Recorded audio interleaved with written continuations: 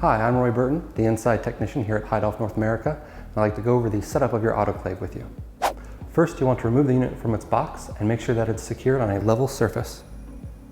Next, you want to connect your unit to the proper 230 volt power supply. If you have any questions about your local power, please consult the local electrician. We also do provide buck boost transformers if your voltage does need to be increased. With the power cord connected and the circuit breaker turned on, you can hit the power switch located at the front of the unit. Once you've turned your unit on for the first time, it may prompt you to enter the time and date. Once you do, the unit will restart, and when it comes to the main screen, push the up arrow to open the door. With the door open, please be sure to remove any packing materials or accessories located inside of the chamber. With the door open and the packing and accessories removed, we're going to want to fill the water reservoir with either deionized or reverse osmosis water.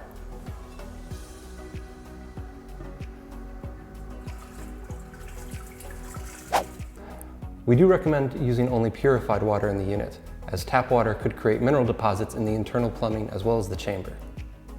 If you don't have an in-house water purification system available, we do offer distillation units, which can create pure distilled water from tap water via a heat-based condensation process. You'll want to fill the reservoir until the supplied demineralized water error message goes away. With the water reservoir full and the door open, you can cycle through the default cycles on the unit by pushing the up and down arrows. This includes glass, plastic, liquid A, and liquid B waste. With your cycle chosen, you can close the door, making sure to press firmly until the locking arms fully engage.